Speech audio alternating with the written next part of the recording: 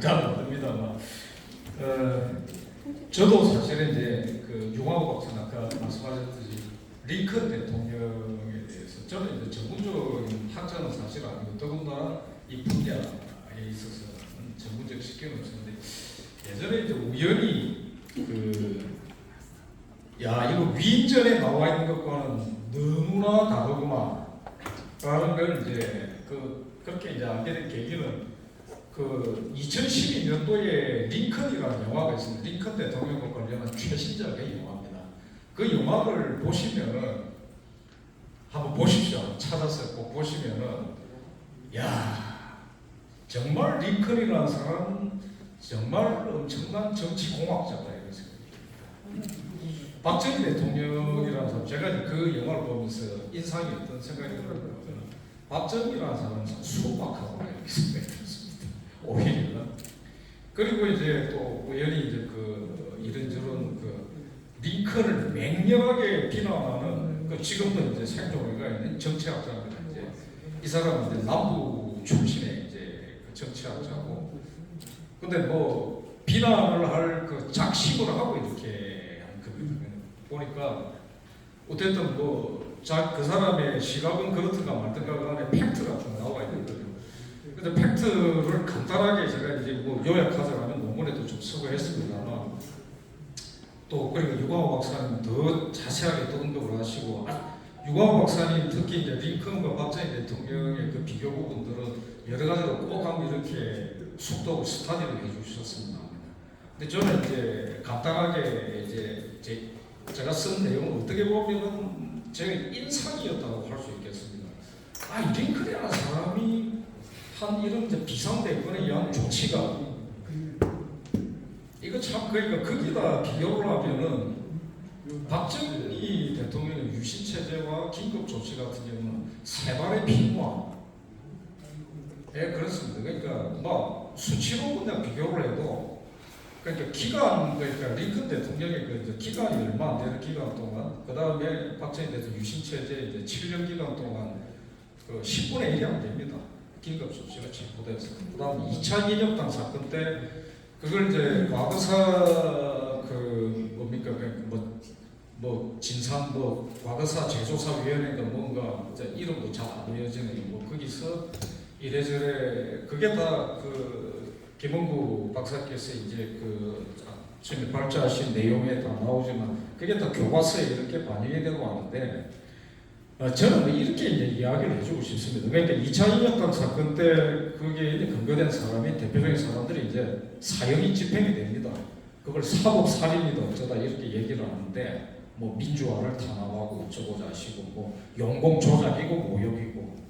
그런데 이렇게 이제 이야기할 수 있을 겁니다. 정작 거기에 사형당한 그 당사자들 8명인가 그럴 겁니다. 인혁당 사건 때 그 당사자들한테는 용공 조작이고 단지 민주화 운동을 했을 뿐인데 탄압하고 사형됐다 그러면 그 사람들한테 모욕입니다. 그 사람들 공산주의자예요. 그 사람들한테 모욕이에요. 그런 거짓말하면 안 돼. 저는 그러니까 제가 학생운동 시절에 그러니까 이제 여러 번 언급을 하고 박정희 노라다 책에서도 언급을 했지만 분명하게 제가 배우고 가르친 게 있습니다. 김원구 대표께서 이제 발제할 때 남조선 인민해방전선 얘기가 나오지 않습니까? 난민전, 통역, 인역, 해전, 난민전, 4대 공안 사건. 제가 소속되어 있던 지하스쿨에서는 그 4대 공안 사건을 이제 뽑으면서 딱 이렇게 표현을 하는 겁니다. 이것은 남한 변혁운동의 피어린 발자취다. 용공조작은 없었다. 제 선배가 저한테 그렇게 가르쳤어요. 공식적으로 용공조작이라고 하지만 그게 아니다. 여기서 변혁이라고 하는 것은, 변혁이라는 표현은 공산혁명을 이야기를 하는 겁니다. 그렇구나. 저는 그때는 이제 철모로 하지만 어쨌든 마르크스 레닌주의자를 명예스럽게 생각을 하고 빨갱이가 제대로 한번 돼보겠다 이러던 입장이었으니까 그렇구나. 그 다음에 두 번째로 그 다음에 제가 후배들한테 똑같이 그렇게 가르쳤습니다. 그때 당시 이제 그러니까 공안 사건 복사물이 있었습니다. 전체적으로 이 정도 됩니다. 그 들고 와가지고 대목 일로 나가주면서 그걸 또 어떻게 입수했는지는 모르겠습니다. 공소장들 내용하고 이렇게 쭉 복사해가지고 오면서 그렇게 된 겁니다. 영국적으로 아니었죠. 명백한 공산주의자들이 이렇게 이제 설치고 뭐 이렇게 했습니다. 유광 박사님께서 아까 발제하실 때 말씀하셨듯이 그런 상황에서 진행됐답니다. 그걸 아무것도 아니다. 교과서에 무엇을 기회로 뭐 이렇게 표현되었다고 더욱더 이제 괘씸하게 생각이 드는데 그건 괘씸할 뿐만 아니라 악랄한 겁니다. 사악한 거고. 근데 그 사악함이 사실은 그러니까 처음부터 해방공간 시대부터 그러니까 더 거슬러 그 이전부터 말갱이들이 뭐 태어날 때부터 악마로 태어나게 했겠습니까? 그런데 이게 공산주의 이 사상이라는 부분들이 이거는 저는 그냥 뭐 조금 정치적으로 문학적으로 비유를 해버리자면 이게 그러니까 그게 사탄이다 바로 이게 그러니까 악마가 존재한다는 걸 보여주는 증거일 수 있다 이렇게 생각합니다. 물들면 그렇게 갑니다. 처음에 괜찮았던 스탈린은 신학도였습니다. 시를 정말 잘 쓰는 그때 그 사람이 대학살을 할 거라고 누가 생각을 했겠습니까? 문학도가 그러니까 러시아의 다음 세대 차세대를 이어갈 세계적인 문학도가 될 거라고 동기들이 다 믿었답니다. 근데 이 사람이 나중에 이제 그러니까 열렬하게 이제 레닌의 지시에 따라서 열차 감독하고 다니고 뭐 이렇게 그리고 나중에 이제 철권을 털어지고서는 사람을 죽이고 막 이렇게 하는 겁니다. 어마어마하게 죽이는 거죠. 이렇게 가고 당시에 이제 이 6.3 사태 그러니까 한일협정 반대 시위 민비연 사건 민족주의 비교 연구의 민비연 사건 또 민족입니다. 민족주의 비교 연구의 뭐 민비연 사건 그 다음에 그때 당시 또 인혁당 사건도 또 이어지고 동백님 사건 동백님이 동백나무도 아니죠, 그죠? 근데 이제 그렇게 알고 있는 아줌마도 있었죠. 근데 그 세 가지 이제 사건, 동베를린 사건까지 다 그 세 가지에 다 연루되어 있는 사람이 6.3 사태에 그러니까 공식적으로 게시된 날 하루 전날 민족주의 비교 연구회 이제 그 세미나에서 그 성명서도 발표되고 이제 기록으로 다 남아가 있습니다. 그러니까 박정희가 옳았다 책에도 있고 여기저기 이제 뭐 구글에서 검색만 해봐도 다 나옵니다만 그때 그 민족주의 비교 연구회 서울대 세미나에서 발표된 내용들은 참 그렇습니다. 근데 그걸 지도한 사람이요, 그 황성모죠, 사회학자는 이상합니다. 저도 사회학자인데 이번에 이제 경력이 쭉 거슬러 올라가면은 6.25 참전 경력이 있는데 인민군으로 참전한 경력이 있습니다. 그리고 거제 포로수용소에 수감됐던 적이 있습니다. 참 어떻게 보면은 그런 사람들이 왜 살아가지고 행세를 하고 또 그런 걸 굳이 만들어서 이렇게 하는 거죠. 박현채 아까 이제 그 나왔습니다. 박현채라는 사람. 박현채 이제 그 민족 경제 앞에 민족이 왜 붙어요? 그런 사람이 무슨 경제학자이기나 한 겁니까? 사실 그 내용이 아무것도 없습니다. 제가 그러니까 학창시절 운동부 시절에 민족 경제로 박현채 그 책을 읽어나가면서 이해가 잘 안 읽혀요. 무슨 얘기인지 잘 모르겠고 제가 무식해서 그런가 보다 이렇게 생각이 들었었죠. 나중에 이제 결론을 내린 거는 우선 문장이 안 돼요. 문법이 안 나오고 문장이 안 돼서 그렇고 내용이 엉망진창이어서 그런 겁니다. 근데 그걸 갖다가 이렇게 떠받들으면서 공부를 하게 되는 게 이데올로기적인 이런 겁니다. 사회주의하고 똑같습니다. 그렇게 막 주입되고 막 이렇게 가는 거죠. 이렇게 몰려들어갔던 상황이고 이게 밑에 거대하게 흐르고 있었습니다. 저는 박정희 대통령의 정치에 대해서 그 가혹함을 막 이렇게 얘기를 하고 뭐 이런 여러 가지 얘기를 합니다. 저는 정반대로 느낍니다. 지금 굳이 이제 좌익적 그러니까 이런 그 경험이 있고 그걸 꿈꾸던 사람의 입장에서 생각을 해보자라고 했습니다. 프롤레타리아 독재 많이 들어보셨을 겁니다. 프롤레타리아 독재라는 게 있지 않습니까? 다 독재라는 개념을 같이 씁니다. 그죠? 박정희 뭐 유신 독재하고 프롤레타리아 독재를 비교를 굳이 해야 되겠습니까? 프롤레타리아 독재를 그러니까 그게 맞다 불가피하다고 믿는 사람들이 어떤 짓을 하는가 하면은 스탈린처럼 합니다.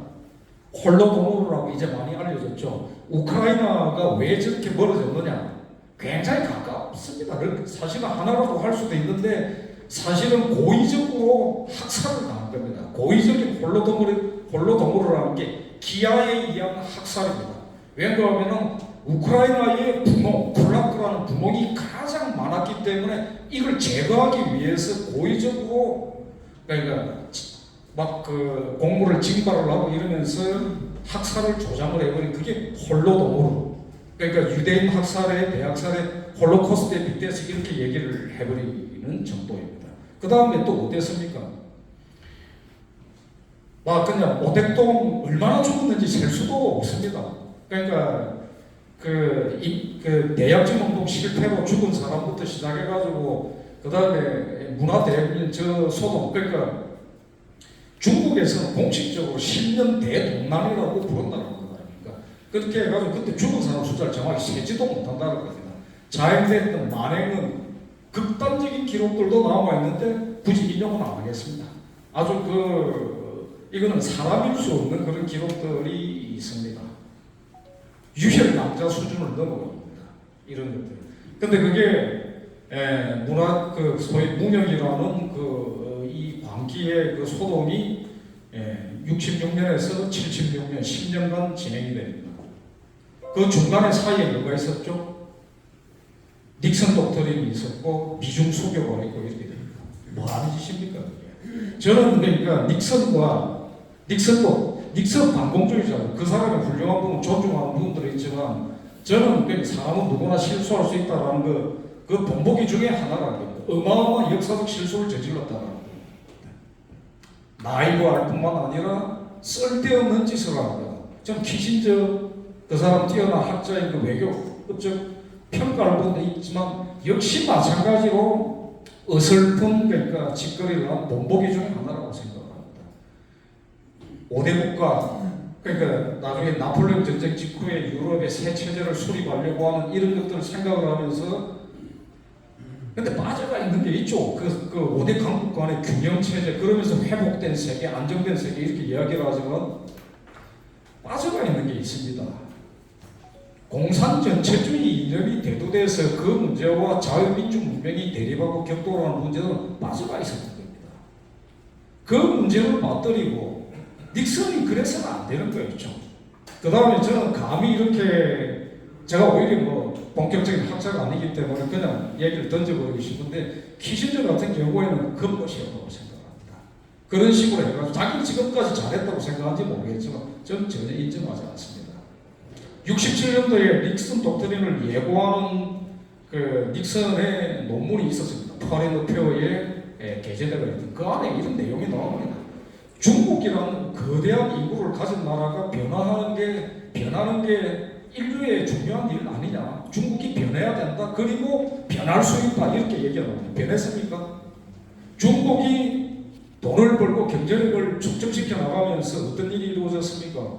지금 전 세계에서 빈부 격차가 가장 극악한 나라가 어디입니까? 아까 좌승희 원장님께서 말씀하신 중국입니다. 중공입니다. 그런데 내내 한국에 대해서 제가 그러니까 제 스스로 어마어마한 자괴감에 빠졌던 거는 제가 어떤 이제 일을 하면서 자료를 검토해보고 하면서 늘 입에 달고 다녔던 부의 양극화가 어떻고 빈부 격차가 어떻고 이게 다 헛소리였다는 것에 대해서 좀 스스로 너무나 민망하고 부끄러워. 그렇지 않았다. 한국 그렇지 않아. 동반성장이라고 말씀하셨던 한국 정말 모범스럽게 그렇게 이루어졌습니다. 그리고 유신체제를 아주 야만스럽고 극악스럽게 이렇게 표현을 하고 하지만 유광호 박사님께서도 언급을 하셨듯이 딕테이터십. 저는 이제 딕테이터라는 표현을 잘 쓰기가 싫습니다. 원래 그 표현이 발음이 정확한지는 모르겠지만 로마의 독재관을 칭하던 딕타토르라는 저는 그냥 딕타토르라는 표현을 그대로 쓰고 싶고 그것은 이제 정치적 수사라든가 가치 판단의 개념이기보다는 말하자면 기능적 의미였던 거죠. 집정관이 2명이 있는데 그 중에서 비상한 시기에서는 한 명한테 권한을 몰아주는 게 그게 딕타토르입니다. 그렇게 하는 겁니다. 그때는 그 비난의 의미가 아니었습니다. 굳이 공화적 로마 시대 때 정치적으로 그런 문제점을 가진 비난의 용어로서 로마인들이 떠올렸던 것은 아마 이렇게 킹을 떠올렸겠죠. 왕이라는 거. 왜냐하면 그들은 왕의 문제점을 생각하면서 왕정을 중단시키고 공화정으로 들어간 거였으니까요. 그 다음에 황제라고 요즘은 의미가 달라졌지만 그 뭐 임페라토르도 원래 또 나중에 황제 이런 의미가 되어버렸지만 그건 그냥 사령관의 의미였던 거죠. 군사령관의 의미. 그러니까 공식적으로 여전히 그러니까 그 로마의 그 체제에서는 우리가 오늘날 얘기하는 그러니까 전제군주와 그러니까 그런 어떤 함의에서의 은의 의미가 바뀌어버린 거죠. 그건 존재하지 않았습니다. 중국식 천자가 아니었던 건 그냥 사령관입니다. 이렇게 돼 들어왔던. 근데 쭉 내려오면서 저는 지금 이제 가장 가정스럽게 생각하는 것은 독재라는 개념을 가지고서 자 박정희 대통령의 통치 유신에 대해서 유감을 품고 비판하고 동의 안 하고 다 좋습니다. 그런데 그걸 프레임화된 형태로 유신 독재, 만민주 독재 여기에 이제 그 가장 개탄스럽게 생각하는 건 다른 표현으로 공격을 좀 해봐라. 왜냐하면은 그거는 그 김원구 대표가 말씀하셨듯이 김일성하고 동일하시고 이걸 원고하면 김일성이 빠져나가게 만들어줘요. 김일성 때문에 죽은 사람이 얼마나 많습니까? 아까 제가 우연히 어떤 그 내용을 보니까 이런 자료를 페이스북에서 올려놓은 걸 이제 본 게 있었습니다. 경부고속도로 개통 50주년에 저음해가지고 몇몇 국사학자라는 사람들도 모이고 이래 모여 앉아서 대답을 했는데 경부고속도로는 박정희가 만든 것이 아니라 노동자들이 만들었다. 예. 그렇죠. 북한에 그런 어떤 그러니까 안대가 있는 거는 북한 인민들이 게을러 틀려서 그런 거였습니다. 그죠? 이렇게 돼버린 겁니다. 이런 어떤 것들이 행해나오고 이렇게 돼요. 자, 스탈린도 독재라고 그러고 모택동도 히틀러도 폴포트도 다 독재라고 해요. 근데 저는 그렇게 하면서 동일화시켜 나가면서 박정희 대통령 독재라고 하려면 해라. 그렇게 모도방과의 문제가 아니라 빠져나가 버리는 부분들이 너무나 곤란하다. 스탈린이 죽인 사람 숫자는 작게는 3천만에서 7천만을 이야기합니다. 그냥 그리고 모택동의 어이없는 폭정에서 희생된 숫자는 토탈에서 지금은 그냥 막 1억을 그냥 이야기를 합니다. 모든 희생 다. 그 다음에 폴포트라는 자는 자칭 또 모택동주의자였습니다. 이 사람은 자기 국민의 자국민의 4분의 1을 죽였어요. 200만이 좀 넘을 겁니다. 그 사람은 그러니까 교사였어요. 교사. 얼치기가 참 프랑스에 이렇게 되는 그것과 독재라는 표현을 동일화시켜가지고 저는 유신 체제가 딕타토르 체제였다. 로마식에 맞다. 비상대권을 발동하고 이런 거였다.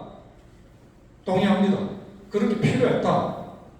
학술적으로 길게 말씀은 안 드리겠습니다만 그렇지 않습니까? 그러니까 헌정적 독재라는 개념 제가 좀 써놓기도 하고 유 박사님께서 자세하게 서술도 하고 있지만 클린턴 로시터라는 이제 정치학자의 그러니까 헌정적 독재, 입헌적 독재 이렇게 얘기해요. 저는 주로 이제 헌정적 독재라고 표현을 합니다만 비상대권이 있어. 그 본보기 중에 하나가 링컨이었고 링컨의 가혹한 통치는 이런 말로도 알 수 없습니다. 그래서 이 개념이 등장해 나오기 전에 이미 내재대가 있었던 부분들을 파악하고 그렇게 들어갔다는 부분들이 있는데 지금은 이게 다 실종이 되고 어느 순간부터 지금 저는 이제 이게 풍요의 시대의 역습이기도 할 뿐만 아니라 이런 이제 얼치기 뭔가를 주장하고 자랑하고 싶어하고 사태를 정도 이상으로 과장하고 싶어하는 인텔리겐처들의 문제점이기도 하다고 생각을 합니다. 이들이 과도하게 정복시켜서 뭔가를 문제 삼고 공격을 하면서 빚어지는 문제들이 있다.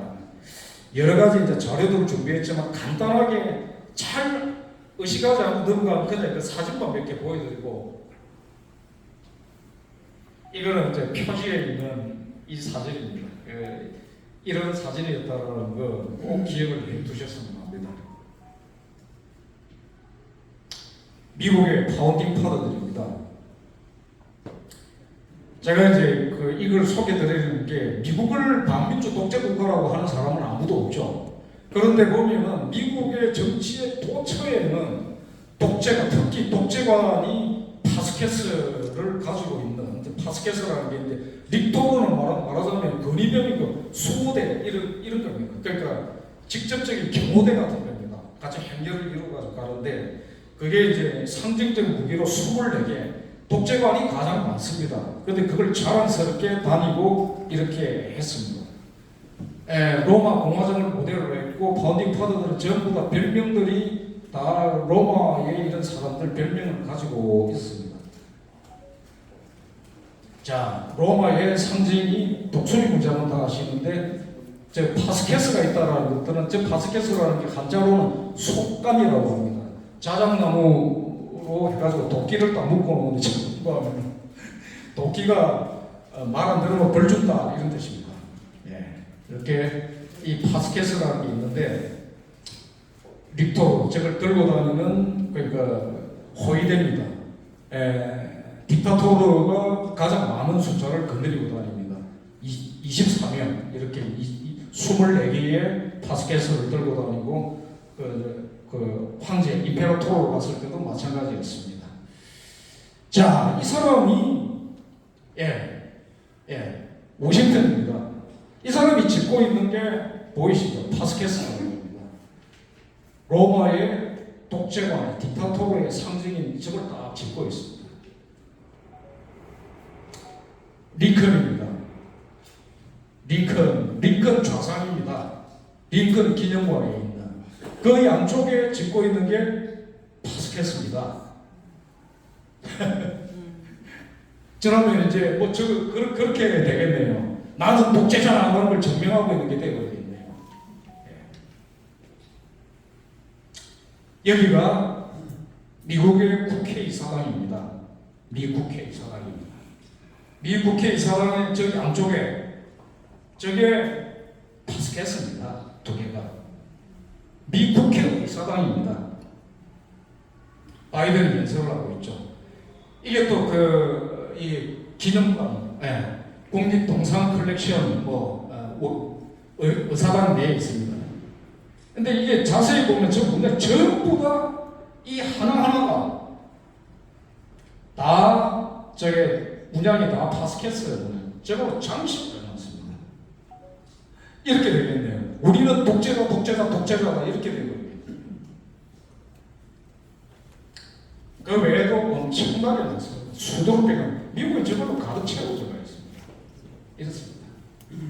제가 이제 이걸 굳이 보여드렸던 건 시간이 이제 많지 않게 더 길게 안 하고 기본적인 내용들은 꼭 책을 갖다가 좀 구입도 하시고 해가지고 보시면 좋겠고요. 읽어보시면 좋겠고요. 여러 가지 이야기가 나와 있습니다. 그래서 더 이상 이제 그러니까 전 박정희 대통령이 전 개인적으로 느끼는 거는 오히려 조금 더 매섭게 기왕에 비상대권을 발휘하셔서 당시 이걸 비상한 상황에서 이걸 잡고 이렇게 나갔다라면은 좀 더 많이 정리를 해 주셨다면은 뒤에 저 같은 사람이 없었을 텐데 이런 생각을 하게 됩니다. 그런 부분들이 굉장히 아쉽다고 합니다. 가혹한 통치라는 것은 거짓말입니다. 그건 사실과 다르다는 겁니다.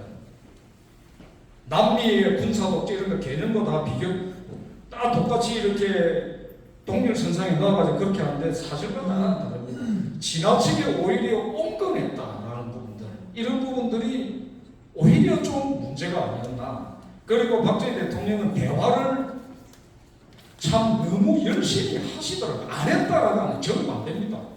집권 초창기부터 그랬고 유신 시대에도 그랬습니다. 대화를 하자라고 해놔놓고 에피소드가 있습니다. 누구라고 언급은 안 하겠습니다. 야당가에서 대화가 이제 여야 영수회담 비슷한 대화가 이루어져가지고 이렇게 왔는데 박정희 대통령께서 이런 장소 불문, 시간 불문, 언제 다 좋다. 주제 불문, 무조건 만나줄게. 그걸 보고를 합니다. 야당가에 가서. 이렇게 됩니다. 큰일 났다. 이래 되면 우리가 당한다. 뭔가 하면 박정희 대통령이 그렇게 적극적으로 우리의 독재자가 아닌 면모를 우리가 덜러리를 서야 된다.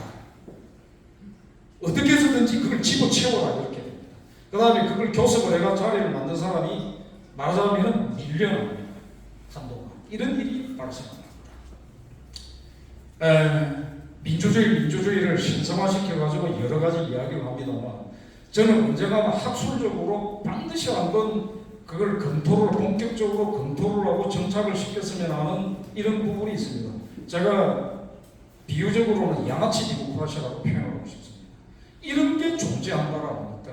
이런 행태가 존재할 지금 현재 한국의 정치가 어떻습니까? 이념, 이데올로기 정도 좌빨뿐만 아니라 거기에 범죄적인 어떤 상황까지 겹치지 않았습니까?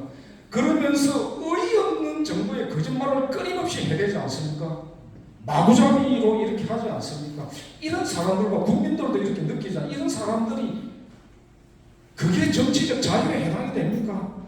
그리고 그걸 무조건적으로 옹호하고 지지하고 이런 것들이 막 있습니다.